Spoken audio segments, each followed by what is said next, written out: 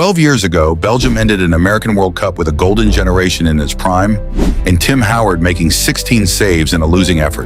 Monday night in Seattle, a different USMNT gets a shot at revenge, and this time, the golden generation tag belongs just as much to the Americans as it does to the Red Devils. Round of 16, home soil. 90 minutes from a quarterfinal, the U.S. hasn't sniffed since 2002. Here's the tactical breakdown of exactly how this gets won and exactly how it gets lost. Let's deal with the elephant first. These teams played each other in March, and it wasn't close. Belgium 5, USA 2. The U.S. actually led at halftime off a Weston McKennie goal, then conceded 3 goals in the first 15 minutes of the second half and never recovered. That collapse is the tape Pochettino has been reviewing on loop, because it wasn't bad luck. It was a structural problem. The U.S. midfield got bypassed, the back line got turned, and Belgium's attackers found space between the lines faster than the U.S. could close it. If that repeats for 15 minutes on Monday, this game is over before the hour mark. But March isn't Monday. Both rosters have shifted, and critically, Belgium is arriving at this game a very different team than the one that beat the U.S. Here's the detail that gets lost in the De Bruyne-Lukaku nostalgia. Rudy Garcia has not been starting Lukaku. Against Senegal, Belgium lined up in a 4-2-3-1 with Charles de Ketelaere as a false 9, Tielemans and Vanaken sitting as a double pivot, and De Bruyne pulling strings centrally between Doku and Trossard. Lukaku started on the bench and has all tournament other than one appearance where Belgium looked toothless with him as a focal point. That matters tactically. A de Ketelaere false 9 doesn't pin center backs the way Lukaku does. He drops into midfield, which drags a U.S. center back out of position if they follow him, or leaves him unmarked in the pocket if they don't. Whoever starts at center back for the U.S. needs to solve that puzzle rather than defend it on instinct. It also tells you something bigger. This is a Belgium team that has needed a miracle in 3 of their last 4 matches. A draw with Egypt, a scoreless draw with Iran, and a stoppage time penalty against Senegal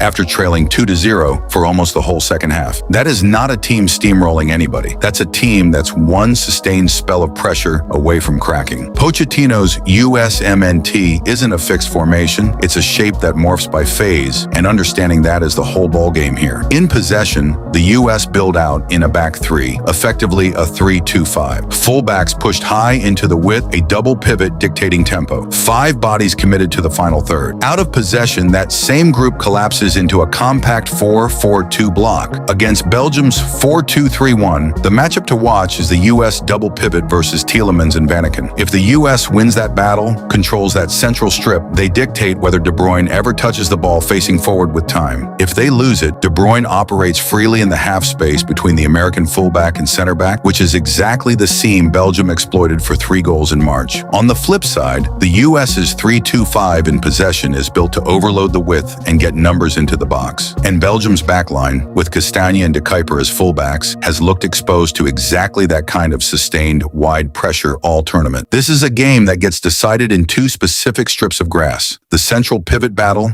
and the half spaces out wide.